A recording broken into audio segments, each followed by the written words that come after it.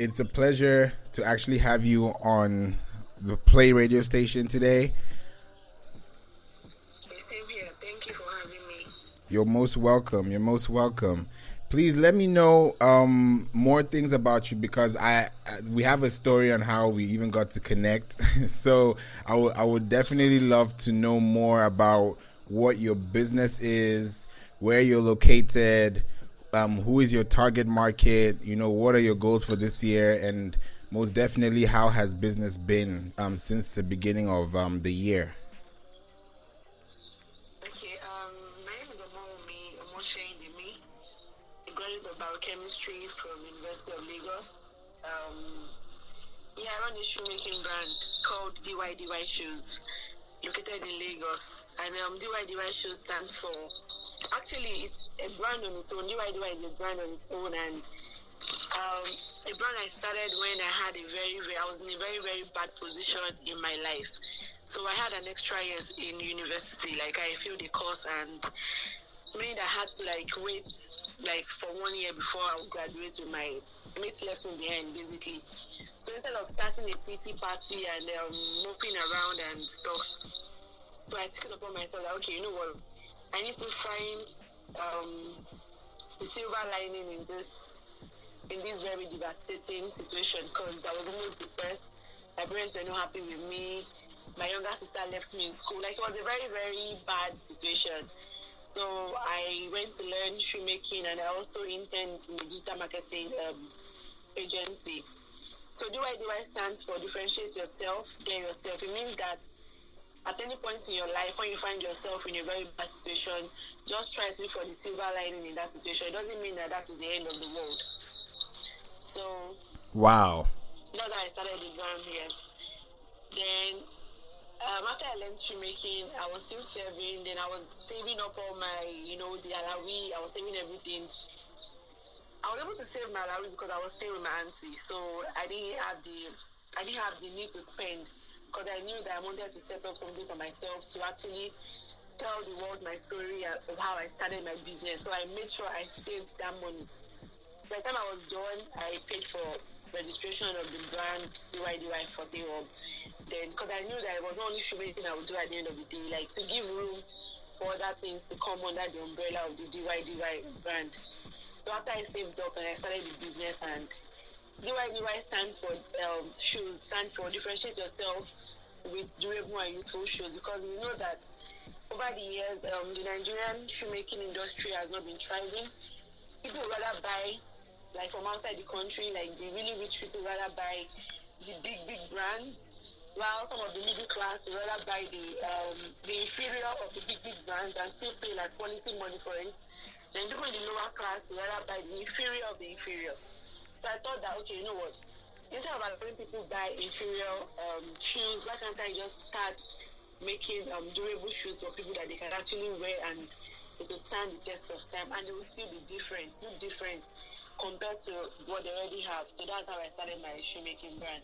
And it's been an amazing journey since 2018 up until now. Wow. Yeah. So in just 2 years, you have been able to create a brand, a name for yourself. You have built a community, and you have loyal customers. Yeah, I do. Some of them didn't know the face behind the brand initially. So the day I told my story to few people, and they were like, okay, you know what, we're sticking with you. And I'm like, oh, that's wonderful. But I even still feel like I've not really told the story the way I want to tell it, but wow, it's still a journey. Wow. Where do you see this going by the end of this year? So like I said, I want to be one of the foremost shoemaking brand in West Africa before year 2024. So every year we take it as a step towards reaching that particular goal that we've set for ourselves. I love that brand. I love that idea. It's a story that's very compelling as well. That's why people are sticking to it, because I'm also sticking to the brand right now, because I understand the impact of what you have created. Because it's not just shoes. You have implemented a story, and you found a solution to a problem that you can see that happens every day just because of the price of the value of a shoe compared to how you have designed it so that people still look clean, classic, and collected. Exactly. So I was actually even reading one of your quotes, one of your DYDY did you knows, and it struck me, and it said, the slimmer a belt, the more formal it is, and the thicker a belt is, the more casual it is. Honestly, I can easily bypass that and not think about that, but after reading that, it's like, that's true. A lot of people, they don't know. They don't know. Wow. They really don't know. They just go to the market, they just buy a belt because it is fine, then you just get the big buckle belts on a suit, and they look, I don't want to say funny, but they really, because they don't know, that's why they rather combine any form of belt with any form of clothes. So how do you differentiate between the two when you're wearing something, depending on the casual or the formal occasion? How do you differentiate the two? Yeah, like with the way it's slim, like some belts are slim, there's some slim ties as well. So like, how do you create that whole fit from the head to toe? Okay, so you know that when you're wearing, when you want to look corporate, you don't have to go with belts that are, because most corporate trousers, the belt hole are usually very slim compared to what you have on your jeans and some other casual chinos. But people don't usually notice. They just feel that because the belt hole is there, so they can just fit in any kind of belt and just wear. Do you understand? Yeah. Then some will just use belts that really have ridiculously big buckles that are supposed to be for your jeans. They use them on the corporate trousers, and it is not meant to be. In fact, when you're wearing your belt, the tone, how will I put this now? The tone of the belt supposed to rhyme, at least it should rhyme with your shoes in a way. So if your belt has this suede feel, your shoes too should have a bit of suede feel. Do you understand? Yeah. And your belt is sort of rough leather, then your shoes too should be rough leather. But when you're wearing casual, you can always get away with things like that. People might not really pay attention. They just overlook that, okay, this is casual look and anything goes with casual. But corporate, you have to be very detailed. You have to pay attention and stuff if you really want to look different from the other guy on the street. Yeah. So out of your shoe collection, what would you recommend somebody to get for a formal event and then for a casual event? Okay, most of my shoes that I actually make, some of them are usually in between casual and formal shoes. I really don't make formal shoes like that, and the reason is this: I'm going to be very, very, very, very truthful with you. The art for making formal shoes, I've not perfected them yet, so I don't want to dabble into it and give people mediocre shoes. Do you understand? Yeah. Yeah. So, but I usually make shoes that goes with business casual. Some loafers that have these horse bits on them. Then probably another loafers with stances minimal. How will I put it? Minimal. What's this word now? Why am I looking for this word? Detail. Yeah, minimal detail that can actually blend a blend of business casual and a blend of casual. Mm-hmm. But not because I don't want to say because I don't make totally corporate shoes. I can't give advice on corporate shoes. I can. That's why I made that post that has to do with belts. Because I make belts too. Even if I'm not making totally corporate shoes, I can still give people insight on what to do when they want to look corporate. But we're still working on our corporate collection, so we'll come probably by the end of next year.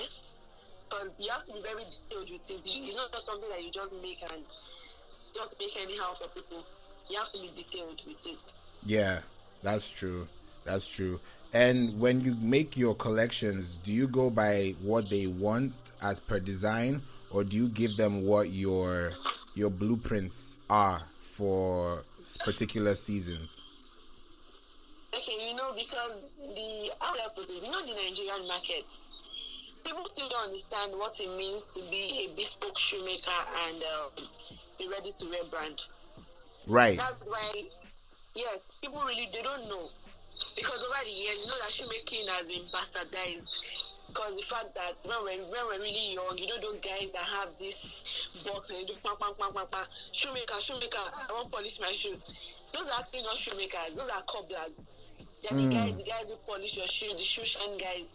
But the people who do from cutting of pattern down making the shoes, those are the real shoemakers. But because they bastardize the profession, so it's just now that people are coming around to know that, okay, shoemaking is actually an act that you have to pay for. It's not something that people just picked along the road because they don't have a choice and they just get to do. Do you understand? Yeah. So people still don't understand the rationale behind bespoke shoemaking. So most times, yes, we have our own collection, but the Nigerian market, they'll still come to you. They can bring a particular design and tell you, can you replicate this? Most times I don't replicate. I will tell you, okay, what, you give me an inspiration, then I'll put my own 1 or 2 touches to it for you. And I make for them. That's the bespoke service. But some of the things that you see on my page are actually some of my own designs, like things I worked with, I created by myself. So I usually check my page. Have you seen anything there that you would like to have? And they say no, and they bring what they want. I charge them for bespoke service. Right. So that's already going into bespoke. That's true. I agree because that's not within your collection, so now you have to make extra time to customize it for them. Yes. Okay, that makes sense. And when you do them, do they like what comes out, like as far as what they see? Because sometimes they may want something that looks exactly like it, but you can see a bigger picture. So how do you balance between what they want and what you know and what they need? The truth is that the truth is that in every business, you cannot satisfy everybody because you're not an ice cream seller. Even ice cream sellers, they can't satisfy everybody. True. Because people always have one complaint or the other. Like, that is just the way humans are designed. Yeah. Some will be very happy, they'll be elated that, oh my God, I really can't believe it. And some will go like... So those customers that are usually not probably happy with our service, we try as much as possible to probably to find a balance. As much as possible to satisfy their need. Because we're a brand and we don't want to give anybody any form of bad customer.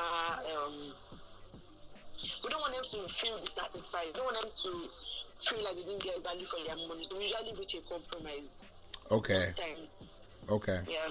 That's good. There's a shoe that I'm looking at that's really, really good. It's called a suede upper. I think that's what I call it. Leather lining insoles with tassels. It's a leather sole with creep sole, and it looks like velvet, and it has like a ribbon, and on the top it has like a gold bar, and then it has like 2 ribbon like I don't know how to describe it further, but it's really, really, really good, because when I think about shoes like this, it reminds me of events, places that you want to go that are very, very monumental to, your day. So you want to look right from head to toe, and even if you're wearing a native outfit, you also want to complement it. If you're wearing a casual or informal outfit, or even at home self, you can have something that it fits your style and it's also comfortable for your day. Yeah, I'm trying to look for the post. If you scroll down, let me see. Okay.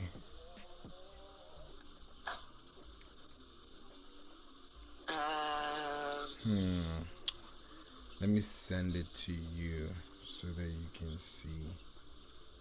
1 second. No, we made too many Okay. shoes, so. Okay. Yeah.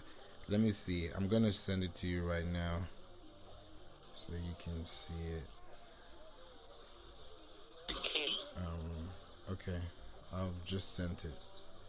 I've sent it through a different account. Okay. On Instagram, right? Yeah, on Instagram. Because Okay. I was logged in on a different account. Okay, think. Oh yeah, same. That's the name of the shoes. It's called Cord. I saw Cord and I was like, I don't know, is that the name of the shoe? I didn't want to say it. Cord, that's the name of the shoe. That's a beautiful shoe. Thank you. You're welcome. I might get one of that. Alright, no problem. I'm here for you. Thank you. Because definitely, I looked at it, I was like, yo, this is beautiful. It just fits the style. And I also want to know, why did you call it Cord? Okay, you know when you remember DYDY, you remember DYDX? Yeah, of course, yes. So Differentiation. mathematics. Yeah. So I named it after a mathematical term. Oh, So wow. just like the segment that joins the circle together, this pair is tailored to the well-tailored outfit that make you stand out among your circle of friends. So, do you understand? These are deep meanings. It's not just a shoe, it's a brand. Wow. Yes, yeah. I can see that. That's really, really good because it shows how different they are from each other and they all stand out individually and independently. You're welcome. Now with the processing of shoes, I'm sure some people would like to know, what's the process? Let's say you have 100 orders today. What is your process? Do you tell people in advance? Do you tell them, how is your procedure? Because you also want to be to have that perfection, and you also have a team. So what is that process like when people come with the demand, and you also have things that are available for people to check out? So when they come with their demand, we check our timeline, we check our schedule, what is going to take us to source for the material first, because we don't know the kind of order that it might be. Might be something that we've not, probably we've run out of that particular material. Then we have to source for the material. Then after sourcing, then we cut to draft the pattern. Then after drafting the pattern, then we begin production from cutting to lining to sewing to shoe lasting to soling, then finished product. So it's going to take a while. So we like to take our time. So most times when people order for things that we don't have, like that is ready made, that we don't have at that point in time. So for slippers and sandals, we tell them that within 7 working days they get their order. Then for shoes, within 10 to 14 working days they get their order. So we like to take our time when it comes to things that we don't have on ground. So as to give you a very finished product that you'll be happy that you paid for. Yeah, definitely. I'm also learning a lot right now because because shoes are very important to people. Because when somebody looks at you, I already know this. When somebody looks at you, they look down, and it's subconscious. So if you're not wearing the right shoes, sometimes the reaction when they look back at you is not the same. So it's also based on how you address yourself, what kind of style do you have, how do you dress, how do you smell, how do you look, how do you feel, so all those things are a composition of yourself, and these shoes complement the character. Definitely. Yeah, this is great. Right now, what's your reach? What's your target market in Nigeria? So, like, who is wearing this shoe? Who is out there talking about this shoe? What is the plan? What are you doing this summertime? So the Nigerian factor and everything, because I can't call my brand is not a premium brand. So I'm not a luxury brand, yes. Well, I'm on the journey to a premium brand. Do you understand? Yeah. So we're working on, yes, we're working on our own brand details that will make our shoes stand out the more. Then also we are creating another arm for the business called Flexi Fit by DD Shoes by DYDY. So the Flexi Fit is supposed to serve you with, yes, functional footwear that like everyday about footwear that you can wear instead of wearing the regular bathroom slippers when you want to run errands.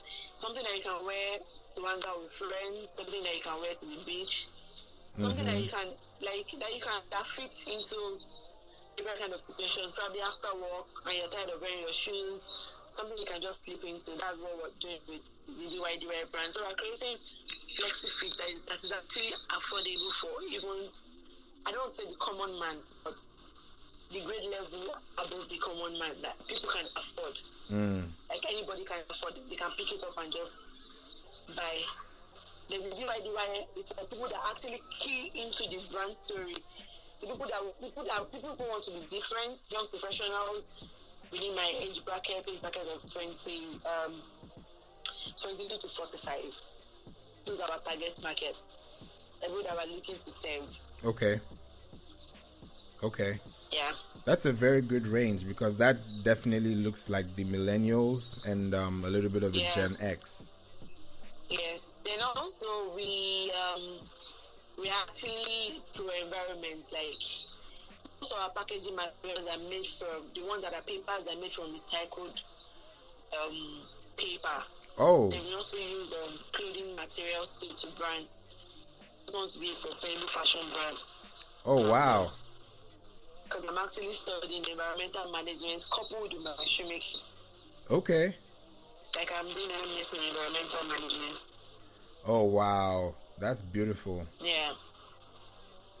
So like in between time, are there any like charitable events that have been able to go with the shoes and the recycling and the labor?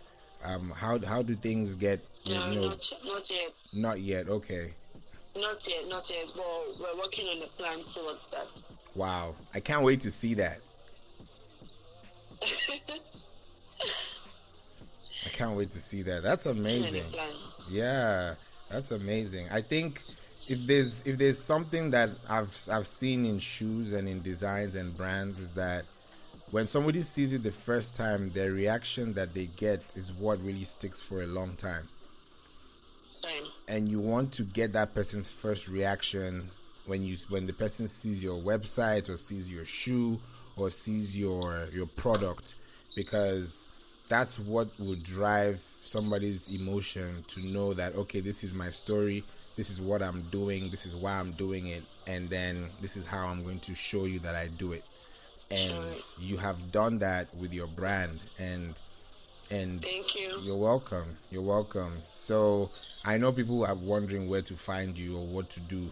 So let them know where they can find you, how you can, do you ship internationally, locally? What is your we plan? We do. Okay. So we've registered with DHL, so we use DHL for international shipping. Then we partner with other logistic brands within Nigeria for across the nation shipping. Or you can find the brand on Instagram at DYDY Shoes, then on Facebook too at DYDY Shoes.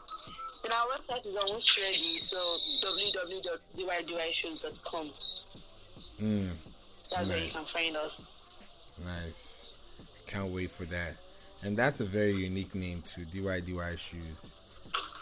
It has this strong ability, to build momentum, because when you see it, even the way I love how you put it on your Instagram, you had a grid and it shows how the brand is, and it looks very, very brand worthy. Thank you. You're welcome. If there's anybody out there who is probably trying to know how to start, because the way you started this story is very, very inspirational, and I'm sure there are people who also have some stories too. I also have a story too, and if they want to know how they can get out of that depression, that thought process where they can look left, look right, they don't see, but God is involved, and there's so many things that you can have faith about and believe in. But at the same time, where you place work, you also have to put in your time. So how do you let those people know, or what would you want to let them know that they can do for themselves every day, especially during these hard times we're in right now? Like I usually say, failure is not the end of the world. Like, it's like your stepping stone towards greatness most times. So whenever you find yourself in a situation that is really, really, because apart from doing this with my brand, I usually find the silver lining in any bad situation, because I know that life is up and down. So you cannot just be in one position. Even the people who are richer than us, they still definitely have the up and downs. So just look for the silver lining in every situation and try to grab that particular opportunity. Don't look down on yourself. Try as much as possible to find things to do, irrespective of how bad the situation is.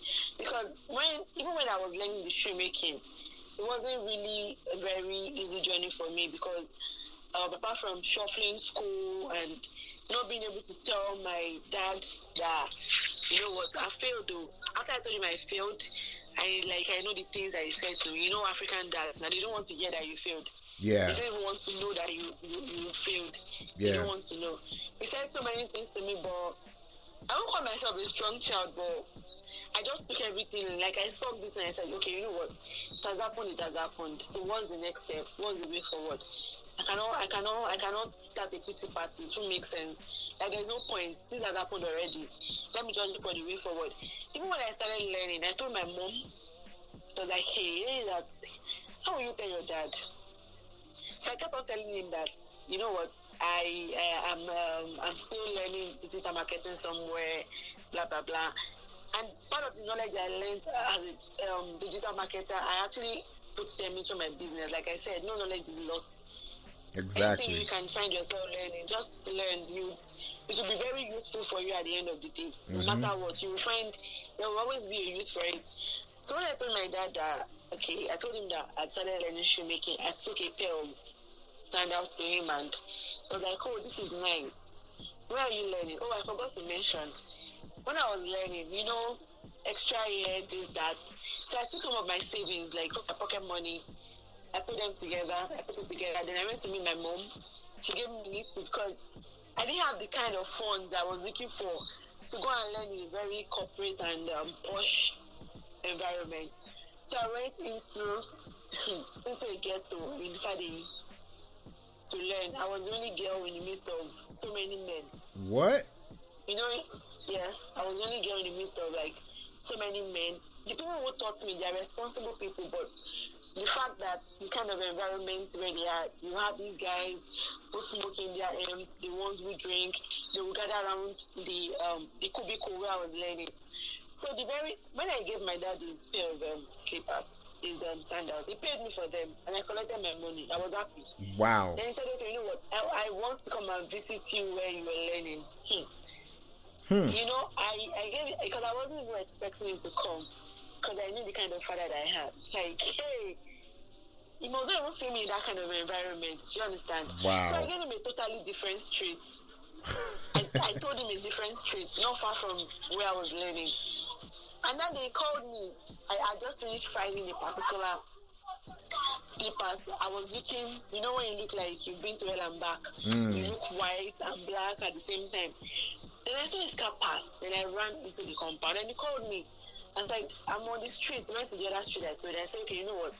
That's not the street. Just come back. When you've told your driver that, oh, I'm going to see my daughter.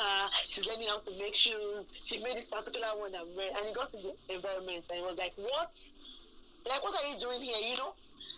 Ghetto is not even the word to use. Don't know any other word that it is worse than ghetto.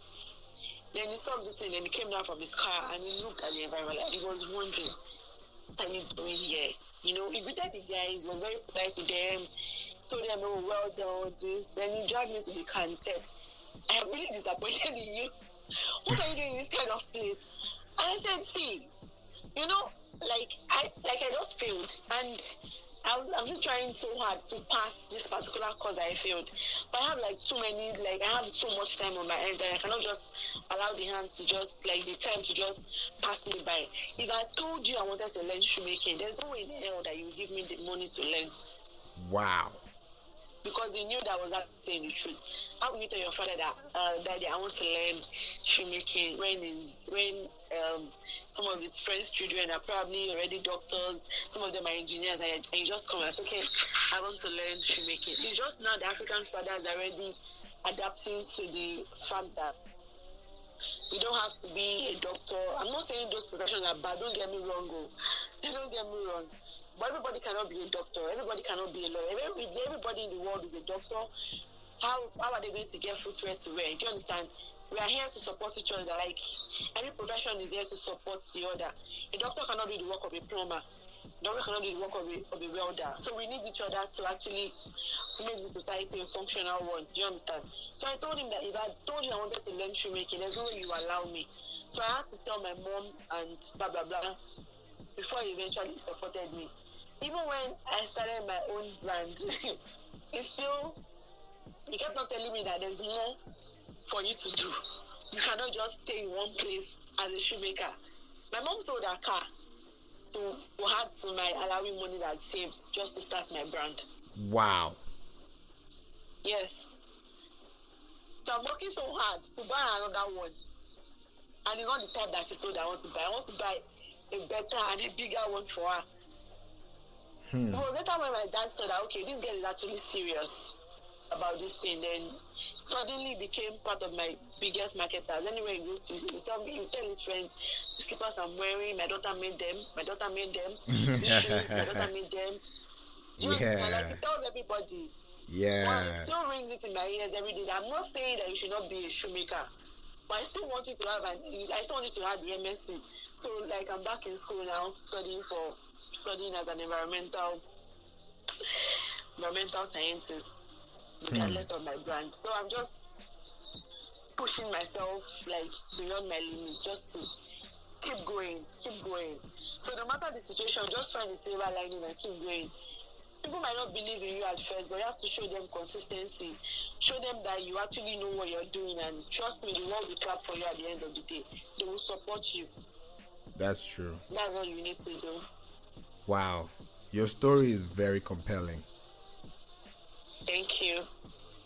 You're welcome. Wow, the world needs to hear this, because this is the kind of story that it gets you up on your feet and be like, I have to do something with my time, because you can't get that back and you need to make time for it.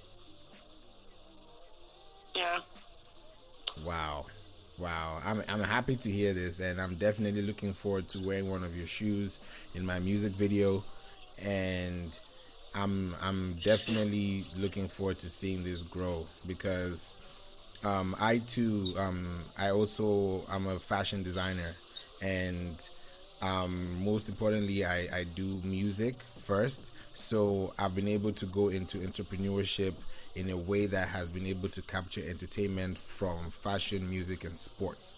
And now I'm doing it as a creative. Oh, nice. So now I build websites, I brand, I do consultation.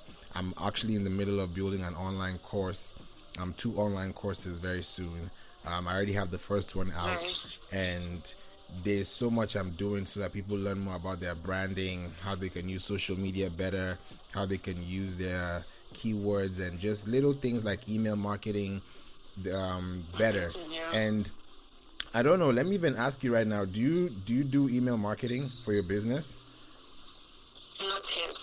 Okay, what is your plan for that? Because I have a solution if you don't have any plans. I don't have any in mind yet. Okay. But whenever you're purchasing from me, we usually have to get your email address in order to send you e-invoice. So right now, within the past 2 years of your business, you have a database of email addresses, right? Yeah, I do. Okay. I do. Are they digitally recorded? Yes. Okay, perfect. So after this call, after this episode, after this talk, I'm going to send you an email that you can be able to use to start up an account. And I'm not gonna say what the name of the email website is because it's very, very.